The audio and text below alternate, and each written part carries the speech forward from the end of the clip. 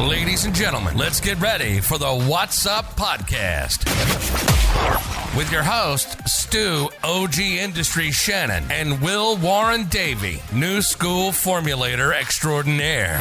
We're talking all things supplements with insiders, athletes, experts, and more. So sit back, relax, and prepare to find out what's up.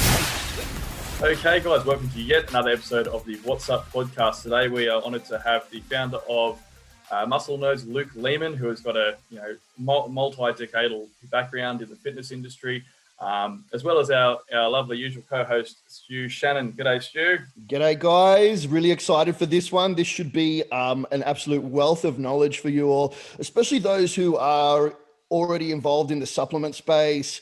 I think those in the comp prep space will probably be interested in this one too. And with some of the questions that I'm going to be asking, I think it'll be of great interest to our female athletes as well, especially those who are using supplements as well as PEDs. So I'm very excited to crack on. Thanks for coming on, mate. Yeah, man. Thanks for having me.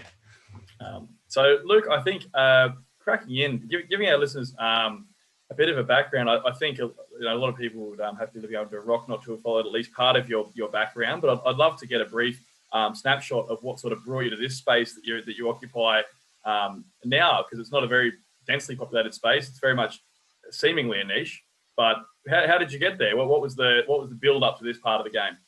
Oh, man. I mean, it's basically all I've ever done. So I started training when I was a kid for Texas football. So everybody, you're obligated to do that. Like in some countries, you're obligated to go to the military when you turn 18. In Texas, you're obligated to play football from the moment you can walk. So I started training for football and got into bodybuilding stuff like everybody else. Most young men seeing Arnold at that age and wanting to be just like Conan the Barbarian. And so I started getting into it then, just kind of piecing things together because we didn't have the internet back then. We had to look at old books and try to figure it out, and it was rough too, because I come from a very small Texas town of less than 7,000 people. So, there wasn't a lot of resources for us. There wasn't even a gym, really. You go up to the high school gym and lift in a tin shed building with equipment that was basically welded together from the guys in the car shop. So I started doing that. I got into powerlifting when I was 14, and I was lucky enough to have powerlifting coaches that were also competitive powerlifters and ex-collegiate football players. So we really truly learned how to do things correctly back then, which is not common when you look at high school sports. So after that, competed in powerlifting on and off until I was about probably late 20s, and then kind of got bored with that. Left, went into bodybuilding, started doing men's physique, what some guys will call men's bikini. Did that for a while. Got bored with that too. Went in the strongman, got bored with that, went back into physique. So I've been kind of in and out of various strength and physique sports basically since I was a kid. Yeah, certainly. And I think you've, across those varying roles is the interesting part. And I know that something that I think would be of interest to us, when you said it used to be commonplace prior to the internet now, dominating how people train. As opposed to people seeing on socials how to best program or perfect technique. It was actually taught by people hands-on, which would be quite invaluable. And I think that's going to stick with our theme of today, because I guess a lot of our listeners are people who have been in the industry a long time and remember that sort of golden era, but also see customers come through every day that haven't been as lucky as us to see that, and who really fall into some common pitfalls, who particularly, in training, nutrition, all angles. So I guess fast forwarding to now, I've mentioned before, Muscle Nerds being obviously the bigger part of your current projects. What brought you into that space of, because it's quite a unique business model in itself. So what made you feel that it was, that the space, the industry was screaming out for something like the Muscle Nerds model? Yeah, I think it goes back to my tenure at Poliquin Group. So I started working for Charles Poliquin on and off for about, I don't know, man, maybe like 8 years or so. And then when he left the company, I ended up coming in and becoming one of the head lecturers. And over that time, I would talk to students about why they were there. And we were teaching a lot of people how to train pro athletes. How do you train national level, world level, Olympic level athletes? And nobody that was coming through that course trained any athletes. They trained normal people. And so I started looking at it thinking, man, we are teaching some good stuff. These methods are great. You know, they're tested and tried for decades and decades, but they're not for everybody. And there was no context about who we should and shouldn't use that stuff to. So when I left Polican Group, I started thinking about, okay, where are all the gaps that I can fill in the industry? No one was teaching anything about how to train normal people. Like, how do you just train Joe and Susan from next door? And I told my wife, I said, let's specialize first in Gen Pop training, because nobody's doing that. I mean, I can teach the athletic stuff. I can teach the bodybuilding. I can teach all that, but everyone else is teaching that anyways. They're teaching advanced this, advanced that to coaches who don't train anybody who's advanced. So let's just teach fundamental basic stuff, teach biochemistry, physiology, so that they understand contextually when they learn a method, why it works, how it works, and who it will work with and who it needs to be modified for. And so we became known as kind of the general population educators. And then, you know, at that point, we've done that for 6 years. So now we're starting to branch off back into athletic stuff, because we've kind of solidified our position on that. So now we're going to get into more of the advanced stuff and how to actually train athletes again. So we'll have both of those areas, you know. And the way we train most of our clients, like, are probably 95% of the people that we train are other coaches. They come through our programs, they do the education side, but then they want to actually have someone program it for them so that they understand how to program it for their clients too. And we train most of our clients, even Gen Pop, like athletes, but a lot of it's watered down athletic programming. And the goal is to take them from zero to hero in however long it takes them, you know, getting them moving better, getting them stronger, but strong enough, right? Like, you know, you go learn these, you go to courses and learn how to use bands and chains and weight releasers and super maximal eccentrics and all this stuff. It's like, why are you using that with Karen? How strong does Karen actually need to be to do what she needs to do? You know, it's a really interesting point you make there. And it's something that I've noticed hugely in the last probably 15 years, you know, with the real internet, YouTube age of learning.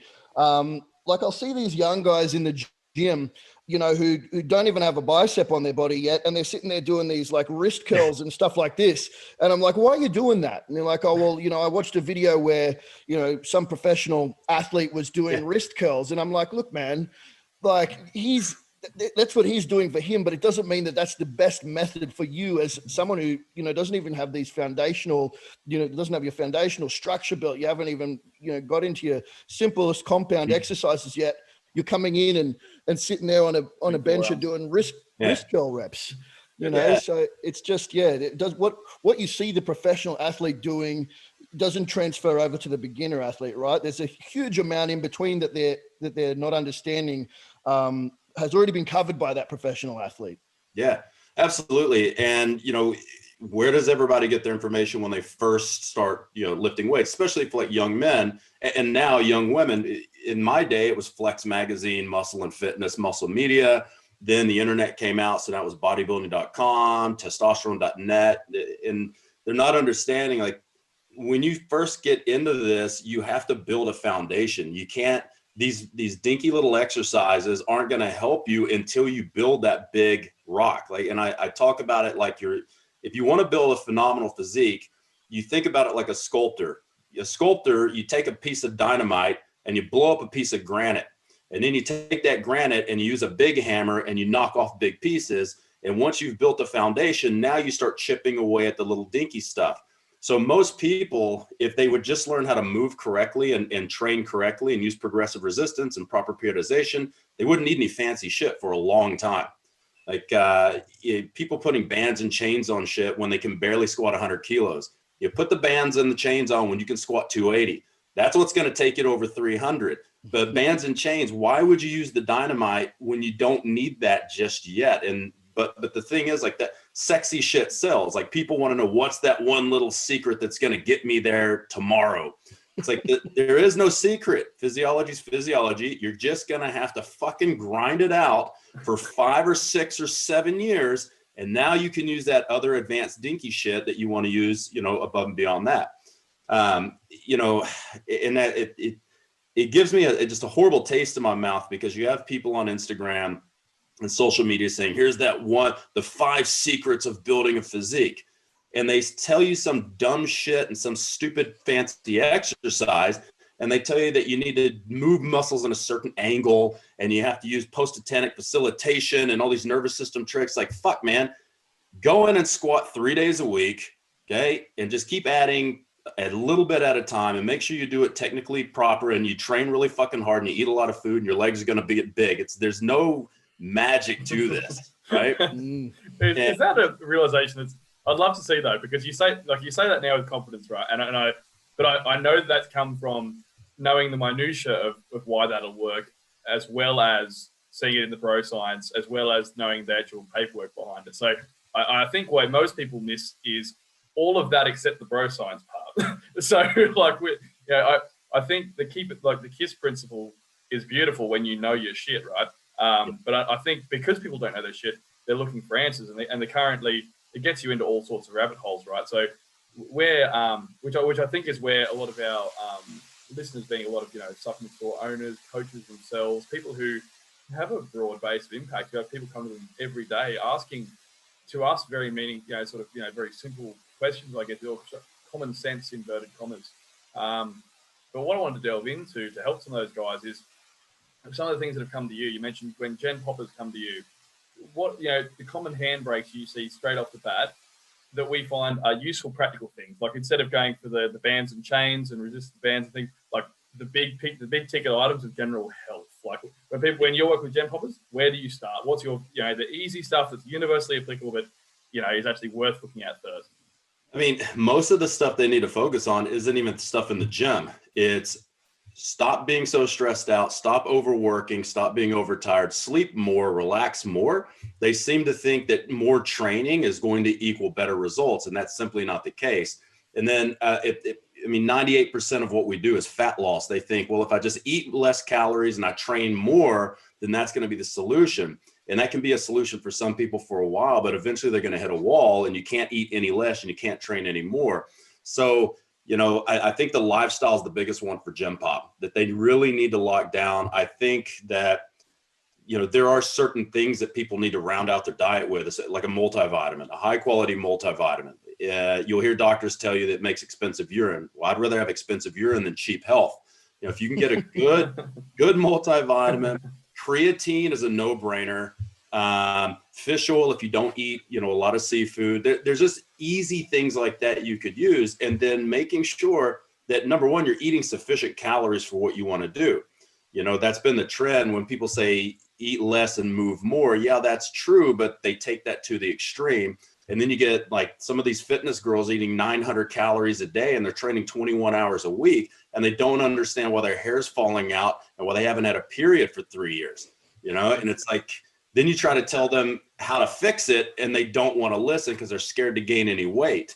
It's like, well, what you're doing right now is not working. So a lot of it, the problems are very inherently complex, but the solutions are very simple, right? Learning like biochemistry and the physiology, yeah, that can be daunting and that can be hard, but it clarifies a lot of things.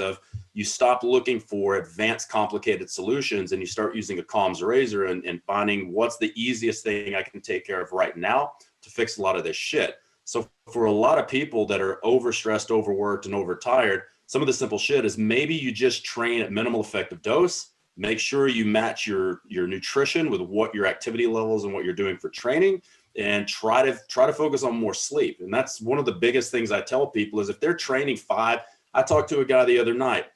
I'm going to start writing his programming, another guy's going to be training him. And I go, okay, so tell me what you're doing now. How long are your workouts? Hour and a half. How many days a week? 5. How much do you sleep every night? 4 or 5 hours. How much progress have you seen over the last 2 years? None. I go, okay. You're training as much as you sleep. Really, there was something that came out a few years back, and I don't know if this was as big of a craze in the US. It probably came from the US, I'd say, but it was this, and it was on T-shirts and everything, and it was "Take no days off," TNDO, take no days off, and it was like guys were promoting it as I'm hardcore because I don't take any days off. And I remember at the time I was, I was competing in high level IFBB competitions and, doing reasonably well, had a great physique on me. And people would come to me and they say, Stu, how many days a week do you train? How many hours are you in the gym a day? And I was like, dude, I'm in the gym an hour a day max. And I try and take as many days off as I can, to be honest, like 2-3 days off a week. Like my off season at that time, I was doing the Mensa style day on, day off, and I was getting some of the best results I'd ever had, taking every second day off. So for me, it was like, man, my most hardcore looking physique comes when I take more days off.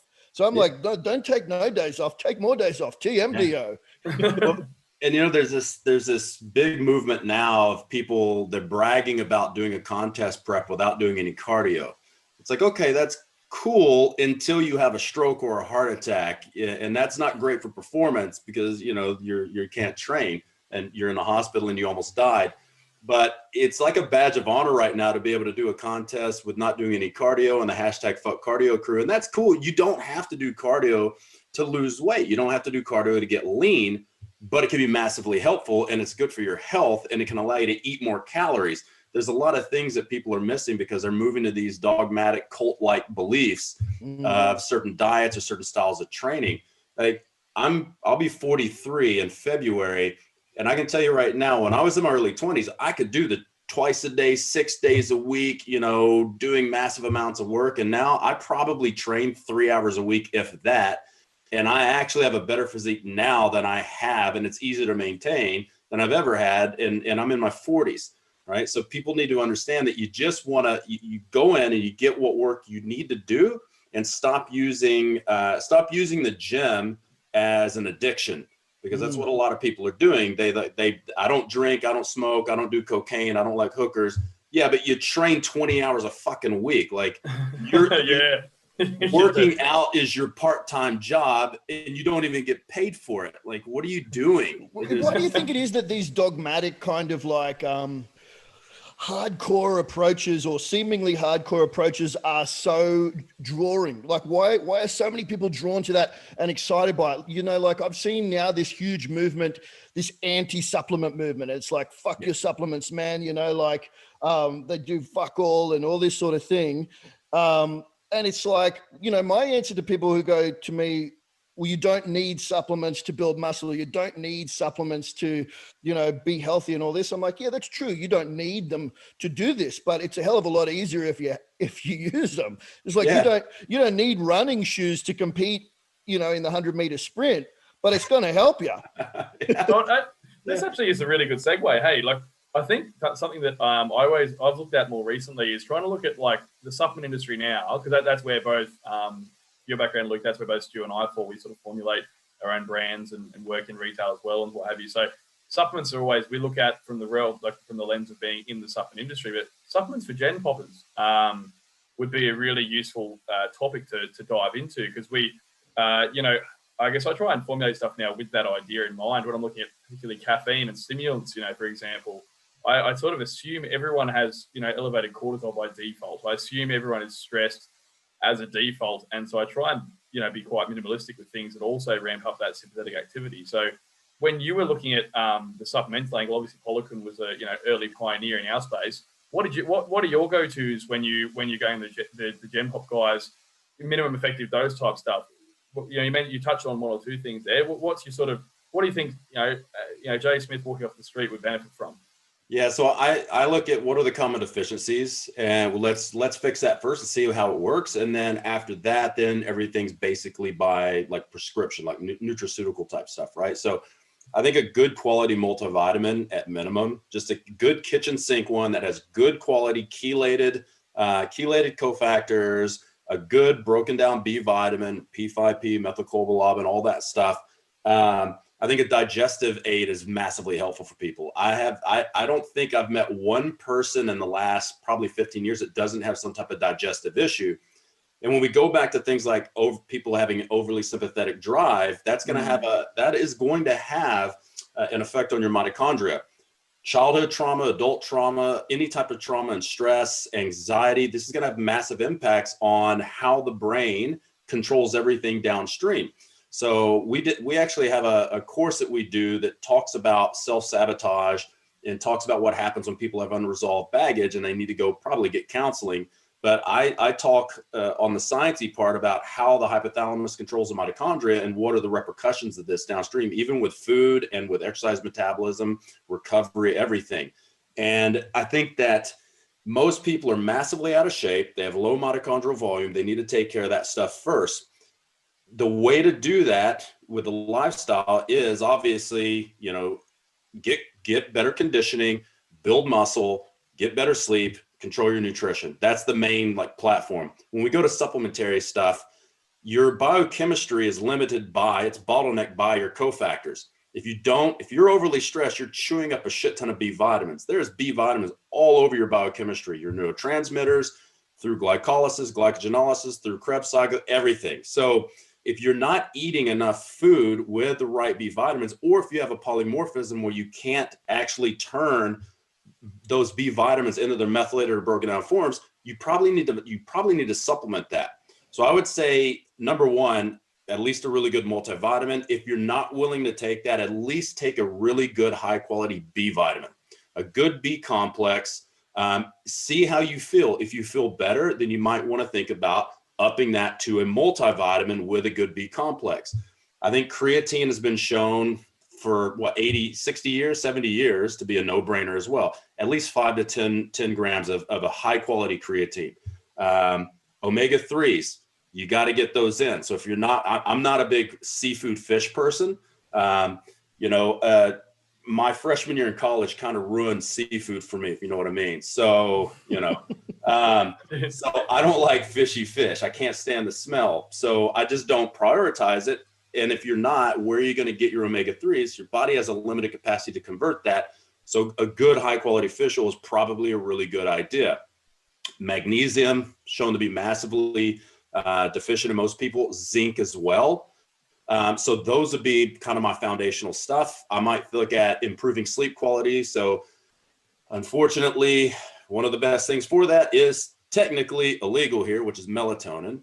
That's a really interesting topic. Where as soon as now melatonin, I know you Texans had a much better crack at that. The FDA is more forgiving than the TGA, but with melatonin now, everyone has mixed opinions here. Some say it's going to it's exogenous, obviously, playing with the serotonin, melatonin cascade, and it's exogenously sourced and all that sort of jazz. Where do you sit on that? Because I tend to find that most people have, with the amount of blue light exposure we have, cortisol, playing with that rhythm as well. I know that obviously, ideally, we never would, introduce exogenous melatonin as often as we do, but I think it's sort of a necessity now. Melatonin and cortisol work on an inverse relationship. So if you're working late at night on your computer, stressed out, checking your emails, looking at your phone, watching Netflix, you are going to increase cortisol production, which is going to inhibit melatonin production. So if you're doing that, it's kind of a no-brainer to take melatonin. Now, I have never found a negative feedback loop for melatonin, and talking to Dr. James Laval, he hasn't seen one as well. So there is no reason why you shouldn't take it if you can get it. iherb.com.au, wink, wink. If you want to, you go, sometimes that's under the counter at certain places. So I've actually looked into the research lately on taking melatonin to lower cortisol. And there are some studies showing as small as 6 milligrams of melatonin can lower blood pressure, resting heart rate, and circulating catecholamines within a couple of hours. So I was actually playing with that because my ADD medication drives up my heart rate and my blood pressure quite a bit. So I have a little bit of melatonin sitting around. So I would monitor my heart rate and my blood pressure. I'd take 6 milligrams, recheck in a couple hours, and there was a massive 10-point drop on everything. So, right. That's very That's an interesting point that you made there too about the safety and seeing no obvious negative feedback loop. I mean, we sold melatonin illegally for years and years here, and I have had nothing but positive feedback on it. And then all of a sudden, one day, it seems like it's just gone. But for what reason? The only thing that I guess, and maybe I should put I should put my tinfoil hat on here, but it seems like the drug companies don't like it that we're needing to buy their prescription sleep supplements anymore. Look, okay, a $5 bottle of melatonin versus a $60 prescription and a $70 visit to the doctor. It makes more sense to the government that we'll just make that illegal. So you have to go to a doctor and they have to prescribe, and they never prescribe the right amount anyway. So then you get dependent on your doctor to get your melatonin, which is fucking ridiculous. Same thing with Phenibut. It kills me. Phenibut, my second top thing for sleep is Phenibut. Or even for things like alcohol and drug dependency, man, taking Phenibut and increasing GABA in the brain is massive for getting people to stop drinking as much. But you know, they're going to use some kids in the Gold Coast that they took too much because kids are stupid and do that, and they ended up feeling weird and going to the hospital. So now it's banned. I bought a case of that shit. The minute I found it was going to get banned, I bought a case of it because I love taking, you know, a gram of Phenibut a couple of nights a week, especially on really stressful days, in order for me to be able to get to sleep. So I've got about a kilo of Phenibut in my garage. It's like a block of concrete now, but I just chip away at it. It's still good. It's still good. Yeah, like that's a really interesting one, I think. Like with the GABA. So when you mentioned on, you know, obviously being a very good GABA agonist, and I think I've put a lot of work into doing talks around the adrenal space and finding massively that cortisol for both Gen Pop and our industry, because we'll switch lens very soon and put this more towards people listening as well. So the people who are the real go-getters, high achievers in the gym 20 hours a week, we'll go there shortly. But generally I think like neurotransmitters are something that gets massively overlooked in people's motivation, in people's overall likelihood for adherence and stuff. And I think GABA would be a massive lever to pull when we've always got cortisol elevated. We're going to have disproportionate glutamate. So like, did you ever prescribe a lot of that sort of stuff with, did you ever go down the realm of nootropics with people? Did you play in that realm much at all? Yeah, I do after the foundational stuff is. I realistically, unless there's a compliance issue, I don't see any reason to give them any type of weird esoteric types of treatments until they get the basic stuff down and start working on what's really going to make the difference, which is basically plugging the holes in their lifestyle that's actually causing this stuff. You know, when you talk about things like serotonin, melatonin, you start talking about, overexpression of glutamate. One of the biggest things is the tryptophan still down the kynurenine pathway. The more stressed out, the more anxious, the more inflamed you get, the more you still tryptophan to run that pathway to make more NAD, the more you activate NMDA receptors, which means glutamate's going to have a bigger impact, right? So, taking things like possibly a small amount of 5-HTP and B6, taking melatonin, taking things to boost dopamine, all of those four basic neurotransmitters that everybody talks about. The problem is they only talk about those four, right? They talk about GABA, they talk about dopamine, they talk about that. They're forgetting all the other dozens of neurotransmitters. One of the biggest ones you're going to see an issue with is histamine. Histamine is causing massive issues with people. Okay, and the more sympathetically driven you get, the more you activate mast cells, the more histamine you bring out. Now you've got starting to get intestinal permeability, which is going to jack up your immune system, which is going to jack up cortisol and sympathetic drive even more. Now you got a food intolerance. There's all kinds of shit that can go wrong. At the end of the day, they got to get control of their brain first and then start throwing in the supplements. But sometimes you need the supplements to get control of the brain, especially when they're not willing to calm themselves down. Things like phosphatidylserine is gorgeous for lowering cortisol.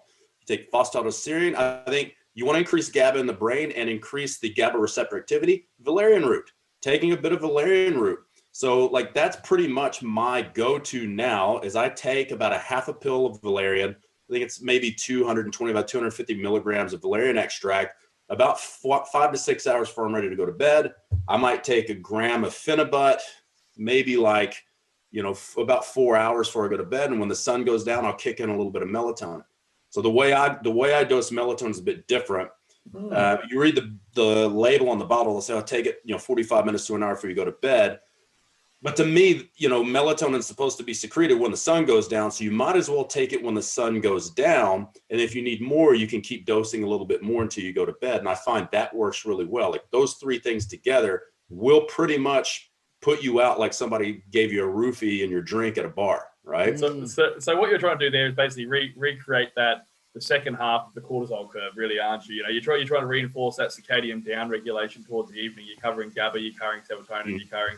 Yeah, beautiful.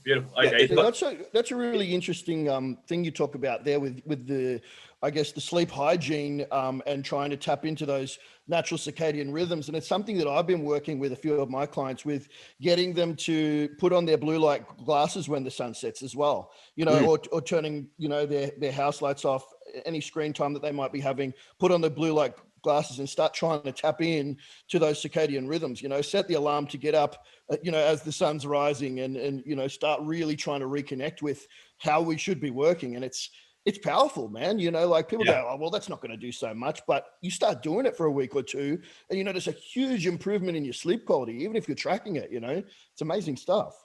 Yeah, I think too, like right now in Brisbane, the sun comes up at like 4:30 in the morning and clients don't want to hear what you want to tell them. It's like, you need to go to bed at like 9:30 and go ahead and get up at like 5 a.m. Like, no. This is the way the body works.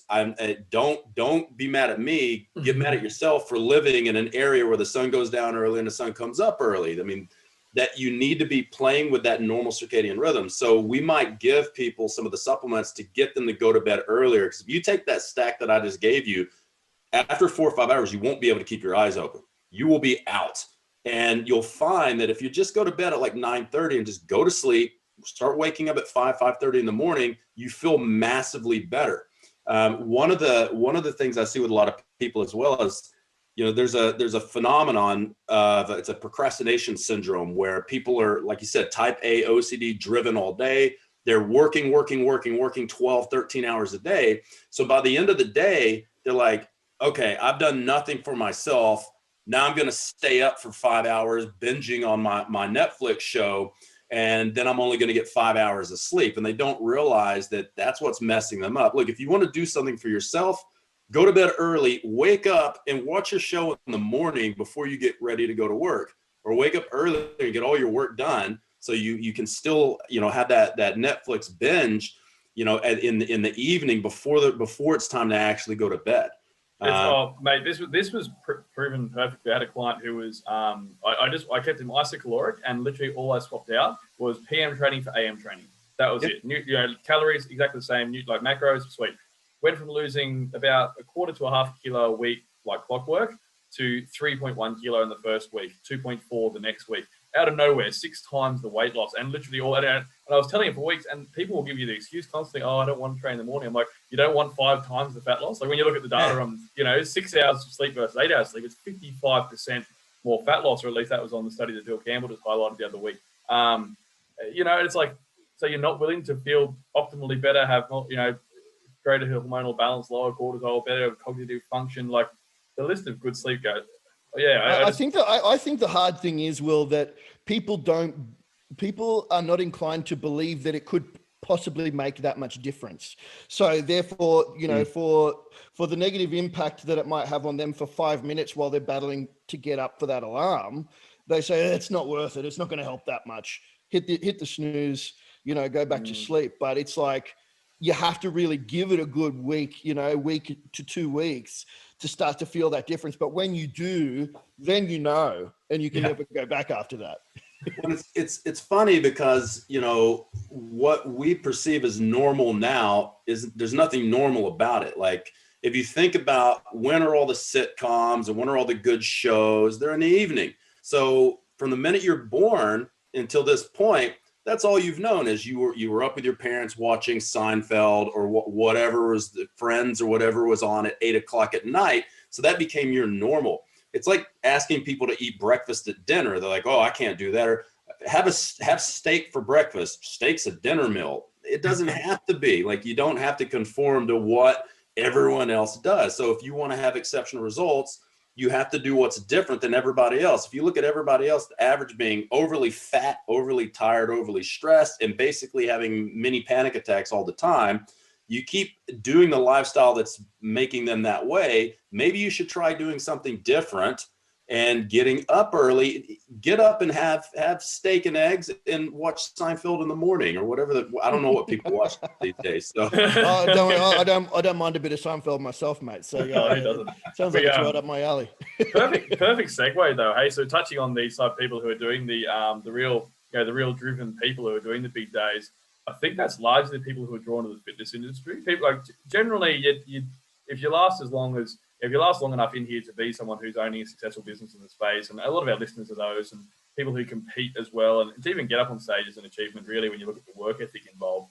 So, assuming that we've got a lot of our listener base is that type of personality, and who are spending the 10, 20 hours a week in the gym, who are usually dieting very hard or bulking very hard. I'd like to switch the switch lanes a bit and start looking at some of the things that you see, particularly in the general health space, which is something that no one talks about because we just all know bodybuilding isn't healthy. But you assume if you're 5% body fat, you're healthy. But I would love to start going like, what are some of the things you see quite commonly with people in bodybuilding, figure athletes, people training? What are some of the health issues that you see most commonly in our industry? Yeah, I mean, I'll refer back to what I said earlier about the conditioning. Like, people aren't conditioned anymore. They don't understand doing aerobics and getting conditioned isn't about burning calories. That's not the point. It can be the point later, but the point initially should be to build work capacity, to lower your blood pressure, to improve recovery, to improve mitochondrial content.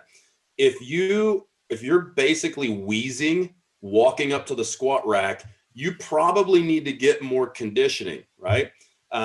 If you're sitting in one of my seminars and you sound like Darth Vader with emphysema, I'm going to probably tell you need to do more conditioning. And I think that's one thing that they're neglecting because they've been told that that's going to kill their gains and all this stuff. I'm telling you right now, what's killing your gains is not having a sufficient level of conditioning for the training you want to do. It's not to become a marathon runner. It's to become at least athletic enough to be able to do what you need to do and recover from it. The second thing is, doing exercise that you don't have the orthopedic profile for. Okay. Everyone has to squat because it's the king of lower body exercises. I love to squat.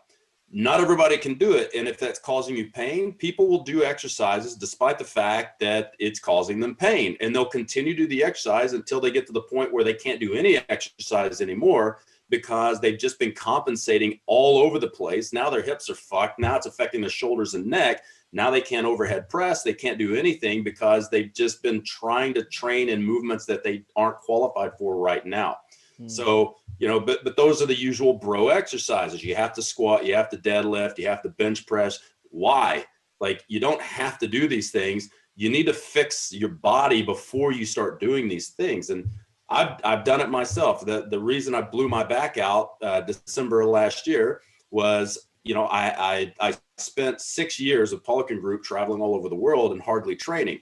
Then I decided, well, fuck this, I'm going to get strong again. So I got really fucking strong in a very short time frame.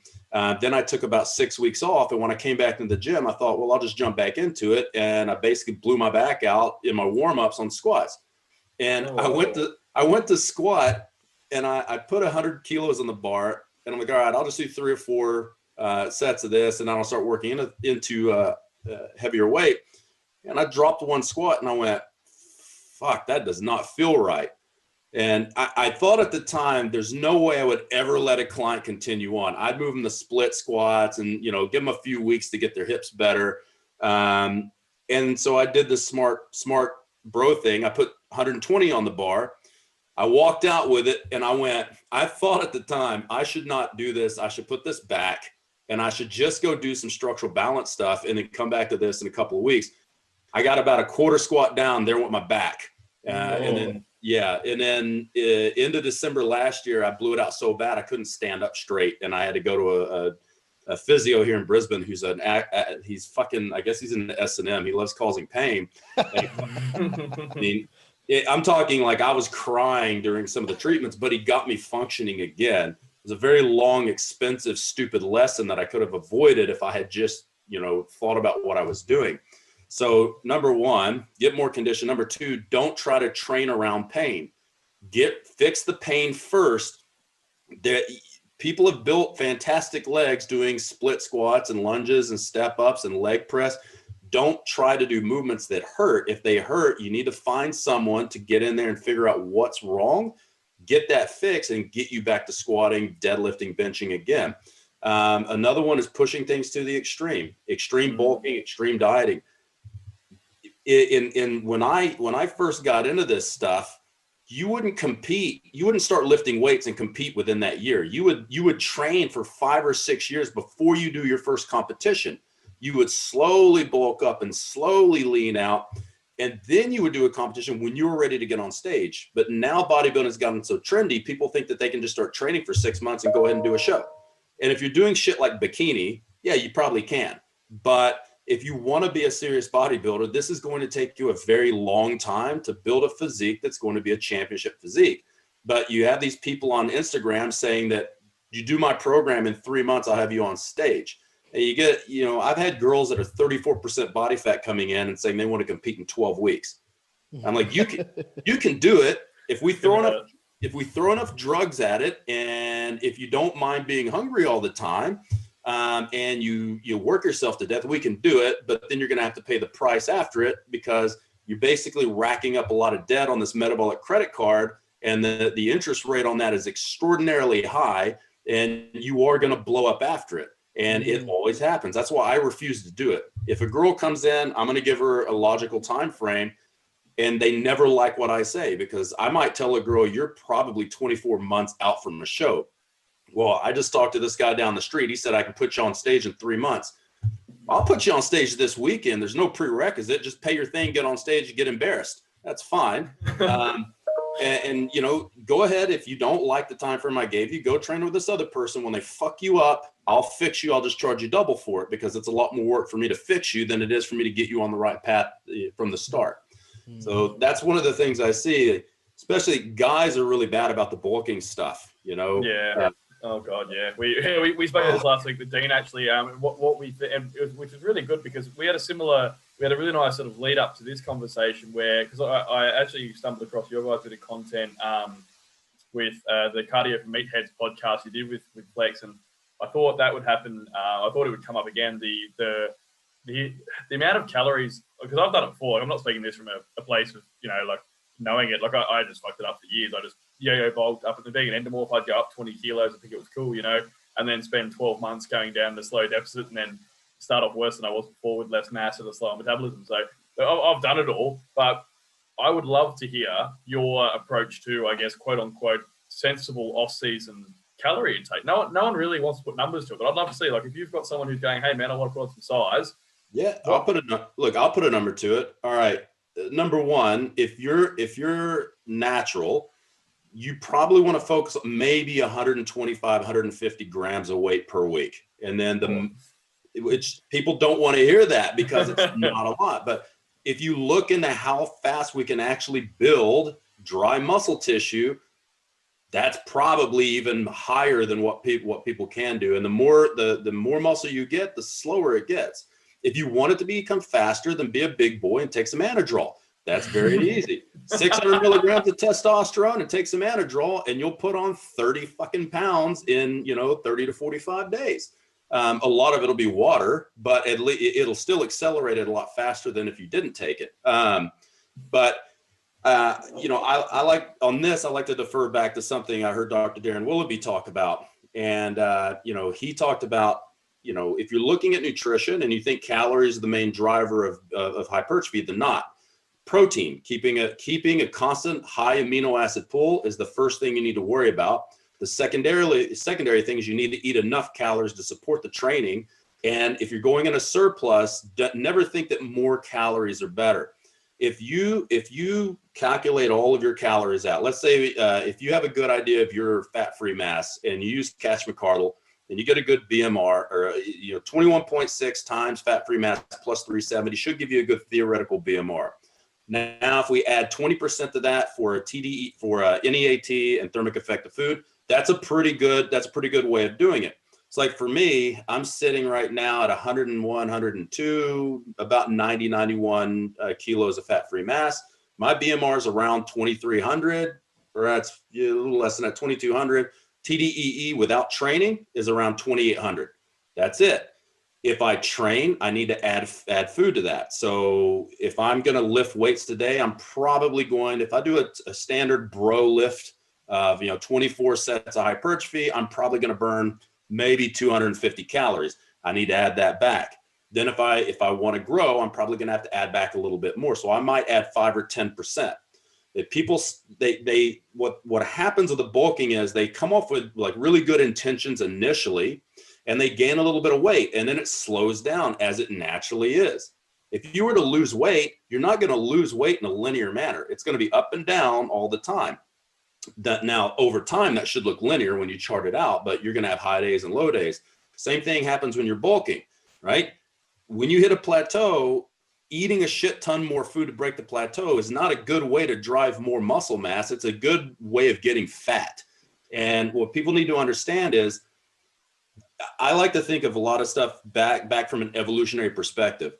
It is not evolutionary beneficial for us to be very muscular, okay? Because our genetics aren't that much different than they were, say, 10,000 years ago when you didn't know if you were going to eat that day or not. So if you go and you start lifting weights, which is inherently unnatural to the body anyways, we're not designed to do 300 kilo squats. We're primates. We're designed to climb. We're designed to throw things like spears. We're designed to sprint and jog. We're not designed to do squats. We do that because we want to do something different. We want to be, grow a massive rig. But you got to understand, the more hypertrophy work I do and the more food that I eat to drive hypertrophy, the more inflamed my body's going to get. The more inflamed I get, the more catecholamines I produce. Those act as allosteric effectors that then shut down the insulin receptor. I start getting insulin resistant. Now I start laying down fat when I'm overeating and I'm not taking proper diet breaks during bulking. I think one of the things people need to do is you need to gain as much as you can. When you start looking soft, do a quick diet break, get rid of some of the water and the bloat, resensitize yourself to insulin and glucose, and then carry on your bulking.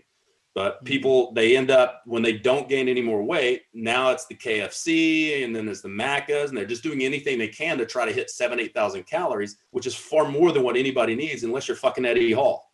Well, something that I think a term that frustrates me is dirty bulk. I get a lot of young guys come into my shop and they go, "Oh, yeah, no, I'm doing a dirty bulk at the moment." I'm like, what does that even mean? You're gonna build a dirty physique. That's cool. Yeah. And that's what I say to them. I say, look, you do realize that there is no benefit in what you're trying to achieve. There is no benefit to putting more fat onto your body. There's no benefit to that. At some point in time, we just have to take that off. So, you carrying more fat, it does not progress us any further down this line. At the end of the day, it makes it more difficult because now we've got to add some time on later on when we've got to take that fat off. So dirty bulk is the most frustrating term for me ever is when I hear someone say, I'm doing a dirty bulk. I don't know where it came from, but I'm sure you guys hear it all the time too. Well, and then there are other consequences of this as well. So let's say I'm doing a dirty bulk and I'm putting on too much visceral fat as a guy and too much abdominal fat. That's going to pull my gut forward, which is going to rotate my hips, which is going to rotate my femur. Now I go to squat and I've got hip pain and I don't know why. Because you're too fat. You need to lose some weight. You need to get your hips realigned, and now you can squat and it's going to all work a lot better. I do a lot of manual therapy as well at our gym, and most of the people are bodybuilders, and right now a lot of them are bulking. And I tell them I have to call their coaches and say that this guy needs to do a mini cut because the bulking's gone a little bit too far. And now when I start palpating through his stomach and I start palpating, like look at his psoas, look at his rectum fem, it's all getting really tight and it's pulling everything forward. So now when he tries to do basic hinging movements, now he's having lower back pain, hip pain, knee pain. Let's do a mini cut. Let me get the everything back to alignment, and then let's try to bulk a little bit slower, or increase the dose, whatever. But I saw that with Coach Eugene Tao did a really good video actually. I think it was only yesterday on this. And it's a lot of it also is our cues. I mean, the anterior pelvic tilt from being a very sedentary population, but also when they say the cues, chest proud, straight away we arch our thoracic, back 40 degrees, which straight away puts that lumbar into hyperextension. Then you go to squat, you go, and then it starts straight, and you put a limitation on what your hamstrings will allow your glutes to rotate back into, and straight away you start all sorts of lovely posterior injuries that you get and you think you're following the cues of break at the hips, chest proud, and before you know it, you've got yourself constantly recurring strains in your hip flexors, sartorius, rec fems locking up. It's a funny space. So I think that's a really good, valuable lesson. Like mobility, stresses, overeating or undereating in either ones for people who are doing this regularly. But one space that you touch on across both Gen Pop and athletes, so I'm going to assume is probably the best thing for everyone to listen to, mitochondrial density and I guess biogenesis thereof. What do you put that down to as the cascade being where we're ending up with low mitochondrial density? Like, is that because of catecholamines, i.e. cortisol, driving less than favorable sort of metabolic pathways? Like, how are we ending up with less mitochondria? Well, yeah, I mean, it's a multifactorial thing. Number one, being sedentary, right? If you're sedentary, there's no reason to have them. Stress inherently can shut some of these things down because if substrates move to a level of high, they have to be moved out of the way. So if you are stressed, that's going to carry inflammation with it. If you get stuck in not being able to use the mitochondria, your VO2 max, if you're not well conditioned, you have a low VO2 max, or if you have some type of issue, a lot of women and even men these days with iron deficiency anemia, maybe some type of like pernicious anemia, so like low B12, these can cause issues where the mitochondria can't actually work correctly. If you don't have enough sulfates, that can screw up complex 3 in the mitochondria. So there's a lot of things that go on. Bulking is terrible for this, but so is overly dieting. Sometimes the way people train, using too much stuff that focuses on lactate, people doing their HIIT training and doing lots of lactate training, mitochondria doesn't particularly like that too much, especially if you're not counteracting some of that with some aerobic activity. Because the easiest way to build more mitochondria from a training and lifestyle standpoint is get sufficiently aerobically conditioned. Try to get your VO2 max somewhere at least in the 50s. Like if you get in the 50s, you're doing pretty good. Making sure that you're taking enough cofactors, making sure that you're getting enough sleep, and then a slight caloric deficit, not a massive caloric deficit.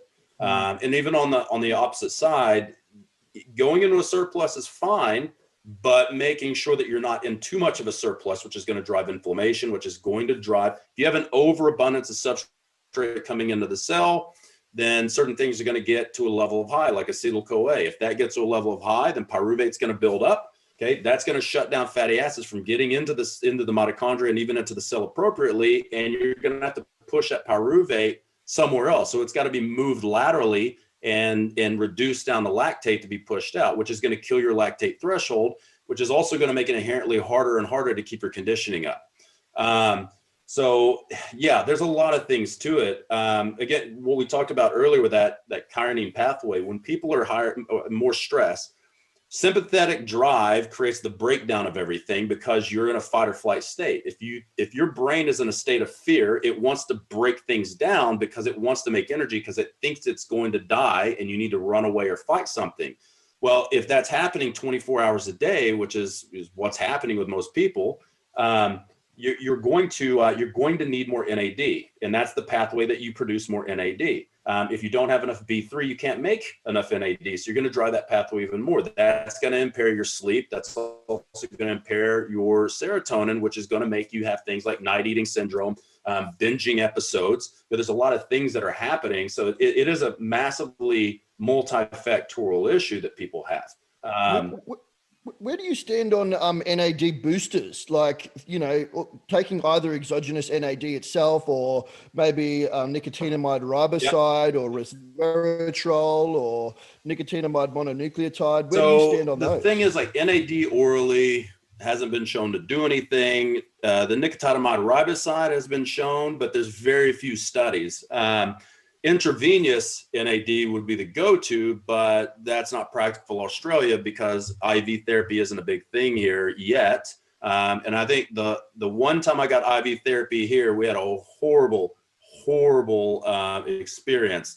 We had a place called iDrip that opened up here, and Zoe and I will usually, when we do big long flights, like we're flying from America here or here to America, we'll usually get an IV bag. And so we had just gotten back from overseas. We booked into this place, and I don't know who set their bags, but a friend went and she had a massive reaction, started turning red and hyperventilating and freaking out. We had to stop hers. The lady couldn't get my bag going, so I made it go. And immediately I felt the same way and turned my bag off and told the nurse to come in here and take it out of me. My wife, we looked at her, we go, "Hey, are you okay?" She was like, "Yeah, I feel fine." I looked down at her arm. The lady had gone through her vein and she had a softball-sized lump of fluid in her arm. I was like, "No wonder you feel fine. It's not actually getting into your bloodstream." But she had basically a baseball, softball-sized lump in her arm for weeks and couldn't bend her or extend her arm. So that's the last time we did any bag. Yeah. But and NAD is a funny one because when you do NAD, you basically your heart will start racing and your chest gets tight and it almost feels like you're having a heart attack. So a lot of people probably wouldn't go through the experience anyway. So I think nicotinamide riboside right now is probably the most promising one, but who knows how much you need. Like I use a multivitamin that has 25 milligrams a dose. I know that's not enough, but at least it's driving some of the pathways I want to drive. I would say probably 250 to 500 milligrams of Niacel or Niagen's probably a good solution multiple times a day, but that gets prohibitively expensive right now until more people start taking and it drives the cost down. What about resveratrol? I think resveratrol is great, but again, a lot of the studies are animal studies. There's not that much in humans. Its ability to mimic fasting is a great one, but then again, you could just you could just eat at a 10% deficit and get the same thing. The calorie deficit seems to be something that is very understated for its health benefits. In a lot of circles, which is interesting because, like you said, if we're in line with our biology evolutionarily, we were never designed to be in a surplus, really. If only for very short periods of time, I've found. So I think that, when people ask us, if you get, someone off the street comes into the supplement store, say, and they're asking just general things, and they're asking things, what should I do? What's healthy? And I think for 90% of the population who have these deleterious health issues, blood pressure, like elevated blood pressure, elevated blood sugar, overly stressed, usually a calorie deficit is probably a pretty safe rule of thumb. But it's just a percentage that varies, right? I think anything when you find your athletes dieting, because this is one area that I think has been a massive issue, particularly with female athletes and so on, is going way too overboard with that calorie deficit. When you're starting out a deficit and planning off-season diets, you mentioned 5-10% for the surplus. Where are you starting with a deficit for people to be in a place where they're not, cortisol's not too rampant and they're still in a effective amount of a deficit? Yeah, so I mean, there's many paths lead to Rome. So it depends on what the client can be compliant with. So if they can be compliant with a pretty severe deficit, let's say 30-35%, then we might do that, but have refeeds. So, and that's pretty much the way I eat now. I'll basically 4 days a week, I eat fairly low calories all day, and I do time restricted eating. So I'll do fairly low calories and low carbs Monday, Tuesday, Thursday, Friday. I'll do that most of the day Wednesday, but then I'll have a refeed Wednesday night, and then I'll do a refeed on Saturday and Sunday. So like you said with the guys that dirty bulk, that's a perfect scenario. If you want to do a dirty bulk, just be okay, basically almost near starving yourself a few days, and then group those calories in over the weekend so you can be a little bit loose. And I like that model just for me personally, because, I can eat, 4 boxes of fucking cereal on the weekends and not feel bad about it. I can have donuts, I can do whatever. I can have, 6, 7, 8,000 calories a day on the weekend. You just have to be willing to pull those calories somewhere else. So that's kind of my choice, is stay really busy during the week, group most of my calories from like 12 to 10, mostly protein with a little bit of fat and very low carbs on those days, then have a carb, like 400 or 500 gram carb refeed in like a 6-hour window on a Wednesday night, and then be a little bit loose on the weekends. Works really well. But it's not for everybody, because a lot of people, especially gym pop, can't be compliant with that, because when you try to get them to eat 1,000 grams of carbs on a Saturday, they think that's really fun until they get 500 grams into it and realize they still got 500 or 600 more. And they're like, oh, I can't fit any more fucking carbs in me.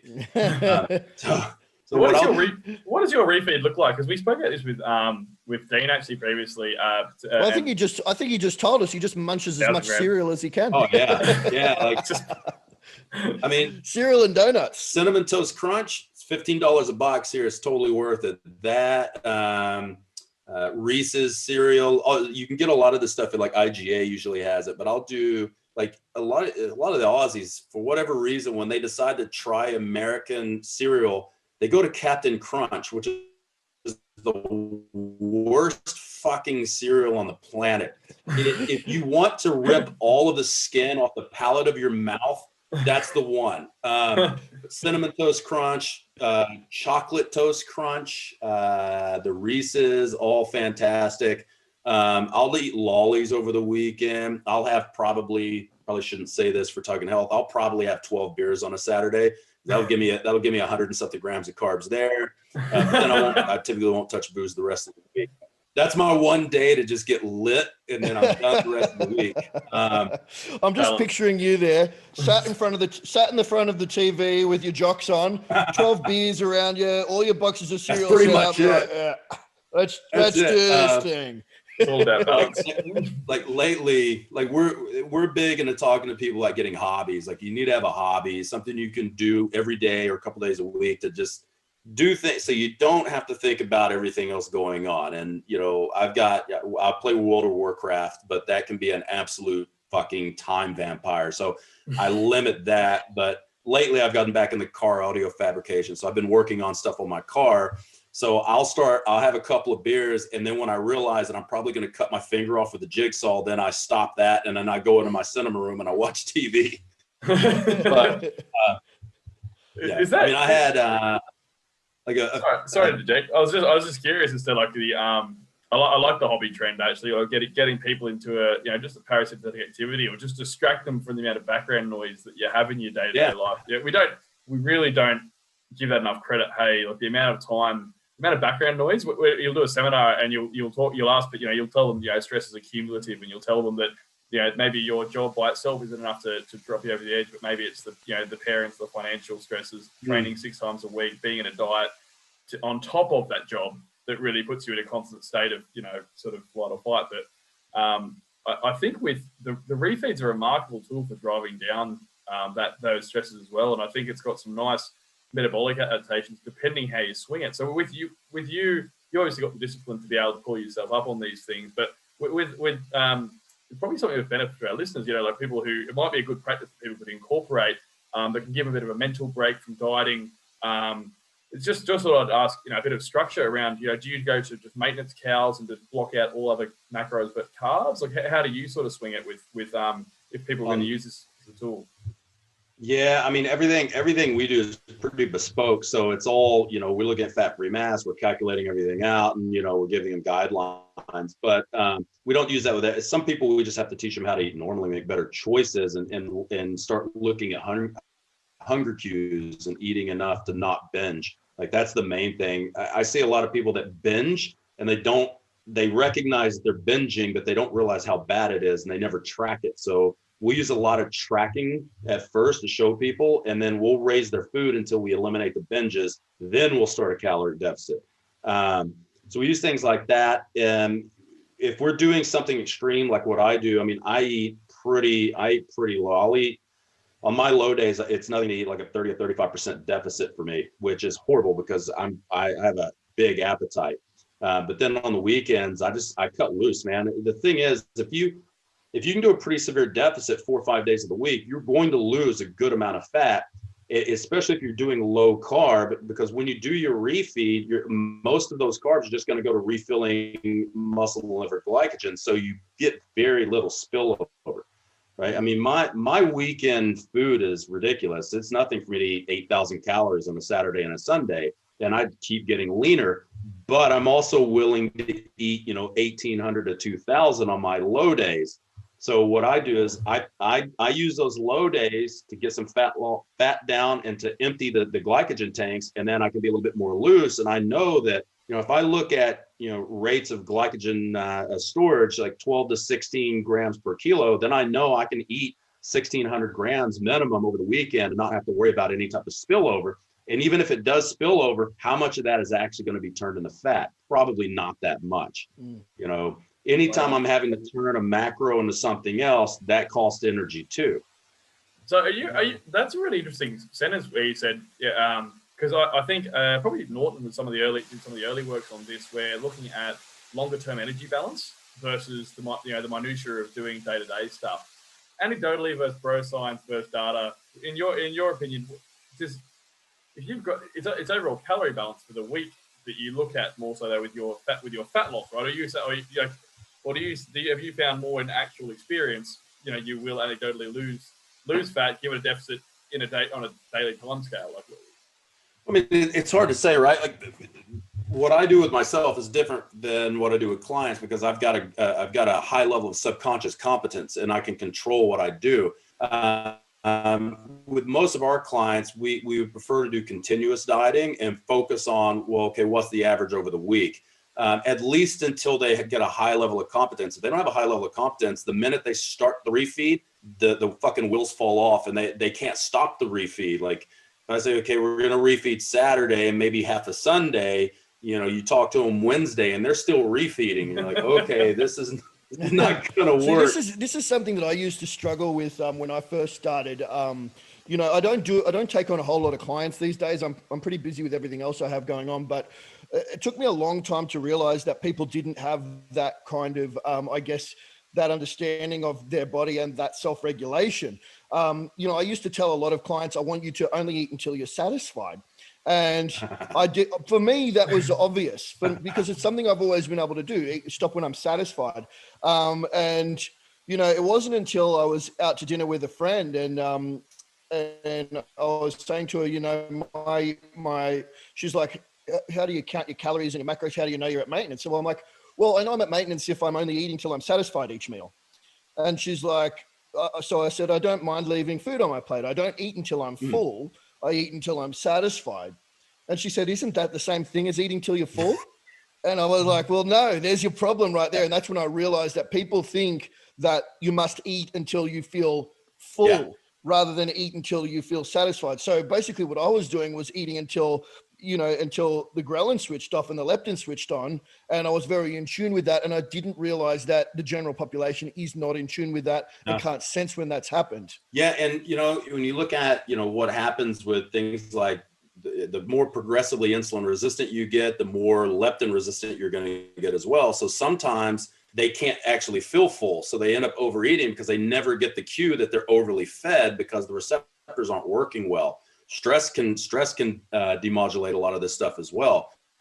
I actually read a pretty interesting study a few months ago on eating disorders on the other continuum with ghrelin. And so why, when you deal with someone who is anorexic, they're never hungry. And you try, they want to stop not eating, so you're trying to coach them and like, yeah, but I'm just never hungry. And I found a couple of studies talking about early trauma creating such a stress response that it actually inhibits the ghrelin receptor from working. So they'll have ample amounts of ghrelin, but it doesn't do anything because so they're just never hungry. So you try to get them to eat and they're immediately full. On the flip side of that, when you have obese people, they're producing so much leptin that it desensitizes the receptor. So they just have bottomless pits. They're eating thousands of calories per meal, but they're always hungry because their body's not telling them that they need to stop eating. So, and there's a massive continuum of this stuff too. When you're dealing with people on one side of the continuum where they can't control their hormones or screwed up, or their receptors are screwed up, the way we handle them has to be quite a bit different than how we handle someone who's getting ready for a stage and they're hungry all the time, right? And basically, like nothing works on them because they have their insulin is so low that they're not driving a lot of leptin. So they're just hangry like 24 hours of the day, 8 days a week, that's how it feels to them. Right. It's a real crap, especially in comp prep where every meal is sub-maximal. Like every meal, might have a 300-400 calorie meal. It's not enough to do anything for hunger signaling, but you're so used to, after years and years and years of counting calories and tracking and so on, you sort of get disconnected with what it actually means. Like, when people say a filling meal, it's sort of not quite relevant. But it's a really fascinating space, that where you get caught up in almost the opposite from when you were saying anorexia and stuff, going the opposite way and going like trackorexia, I guess, where you become disconnected from actual hunger signals because you're so used to just looking at numbers. I do it all the time. You'll have a meal and you're whacking into MyFitnessPal to go mid chew, and it's sort of it's an interesting dichotomy that happens a lot in our space. So I guess without taking up too much more of your time, because I know you're a busy man, but to those speaking to that culture, the preppers out there, the people tracking, people weighing, people who are really deep end on this stuff, which is probably 70+% of our listener base in a lot of ways. What are some of the things that what are some of the life hacks that you've implemented that you've found has taken a lot of monotony and burden out of living this sort of lifestyle that you would give to our listeners to implement themselves? Oh man. Okay. I mean, one thing I want to address too on that, like, stop rushing your preps, man. Like, stop thinking that 12 weeks is what you need to get lean for a show. We'll start people out at 24 weeks so that we don't have to give them a massive deficit, so that they're not hungry until maybe 3 or 4 weeks out when we have to actually drop the hammer. If people planned out and stopped competing 8 times a year, and did it old school and competed 2 or 3 times tops, maybe not even that, they'd find it'd be a lot easier process. Don't get over fat in your off season, and plan the stuff out much better. I find that, being compliant too, the more protein you eat, I've only seen positive things with how much protein can you feasibly eat. Okay. More protein acts as a caloric funnel. You can leverage thermic effect of food. It's not a huge caloric funnel, but if you look at it over 365 days a year, that adds up.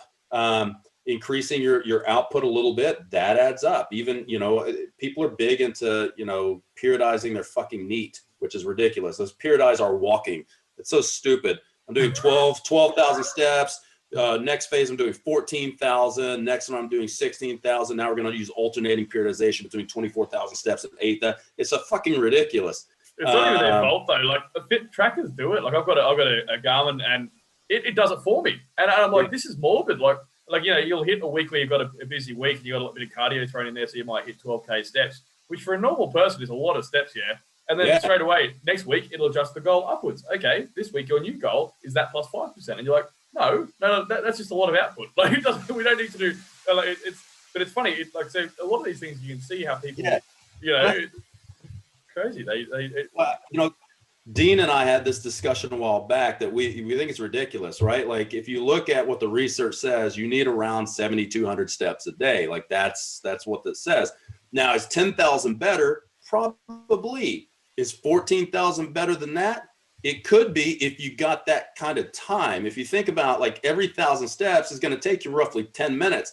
You put people on you put people on like 16, 18,000 steps a day. You're asking your client to walk 3 hours a day, when you could have just done some aerobic stuff if all you're doing is burning calories. Like, it doesn't make any sense. We're not doing cardio, right? Yeah. And they're like, yeah, I don't do cardio. I just walk 20,000 steps a day.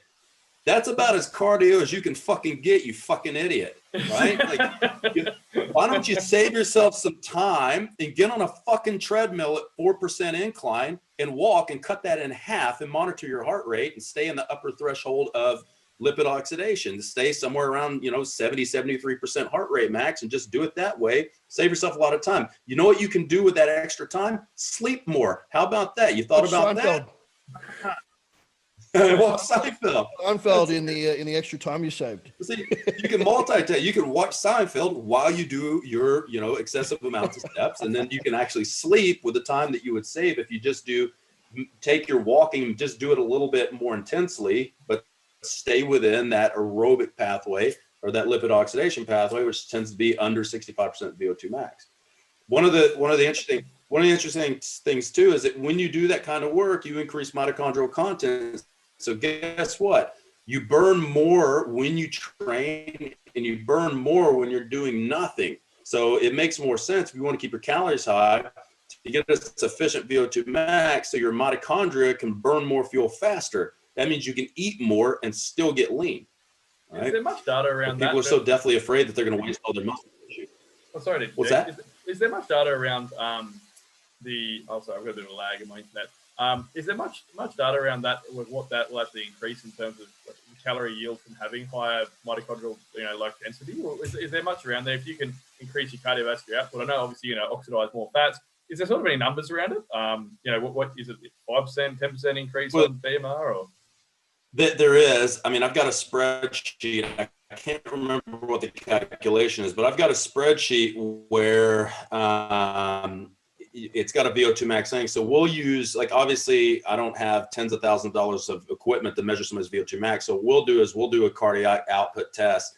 We'll do it like a 12-minute, go as hard as you can. And then we'll look at maximal heart rate compared to resting heart rate, a little bit of where your VO2 max is. So we do, like, our sedentary people at our gym, they hardly hit 30 to 35 on that. Okay. When we give them dedicated aerobic training and they get that closer to 50, all of a sudden the weight just starts falling off of them, and they actually have to eat more to keep their weight up because they're dropping too fast.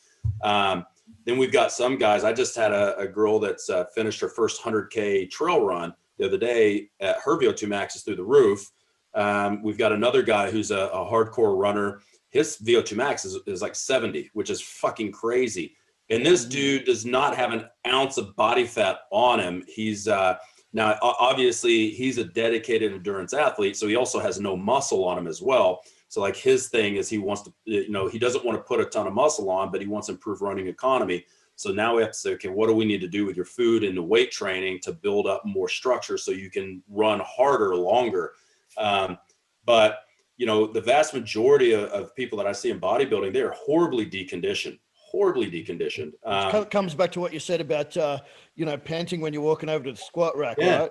See guys in the gym do, like, their set of, 6 to 8 and come off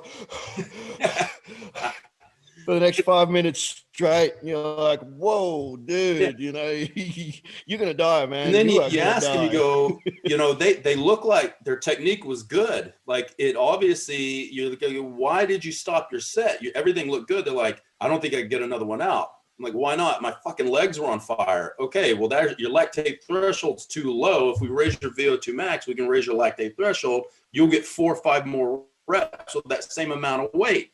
Guess what? That's going to create a better growth stimulus. So getting in shape will actually help your weightlifting and help you grow faster. But they don't think about it like that because they try to compartmentalize these things instead of looking at the big picture. And they listen to like, Mr. 1980 Alice Springs universe says that this is how you got to do shit. And they're still working on science they knew back then instead of being with current science saying, yeah, you probably should be, conditioned enough to bodybuild. It's not just about lifting heavy ass weights and growing big muscles. We tend to be I think the sport now, it's something now because of social media, it's grown the sport, which is great. Obviously, all of our industries respectively are seeing an influx in recent years, which is great. It's a $1 billion industry now. It's awesome. The only problem is, I think, things that were otherwise reserved for people who are geared for it or who are attracted to that sort, attracted to it. Now it's the Joe blogs that are coming in who might, who are exposed to this sort of stuff, who don't take it with a grain of salt. And a lot of people in our game, alternatively, it is the real go-getters that are in this space, and they want to go the extremes of each one. If you go to a lot of these guys who are competing, they go, okay, we need to get your cardio up straight away. It's 7 days a week of intensive cardio until they're broken. You go say, oh, I've got to do weights only. Okay, they'll keep going until they wheeze while walking over to a squat rack. So we do deal with people's extremes, and it's about trying to temper that into a place of moderation, I suppose. But mate, I think we've covered some insane content. I wish we had you on for another hour. That just flew by. I think we've absolutely we've covered a lot of general health stuff, and that was the goal, was to put on stuff that people like common health issues that we see, and what are the ways to sort of try and backtrack around those. So. Mate, really valuable content today. I appreciate your time. I think a part 2 would 100% be validated. We might get you and Dean on for a co-spin. That'd be great fun. That'd be fantastic. Very cool, mate. So thank you very much. Thanks so much for coming on, Luke. It's an absolute pleasure chatting to you, and nice to meet you as well, mate. Guys, for anyone listening to our podcast, please make sure you subscribe to our channels. Give us a like, give us a review, give us 5-star ratings where applicable. And thanks for listening. Thanks for coming on, Luke. All right, thanks, guys. I really appreciate it. See you, mate.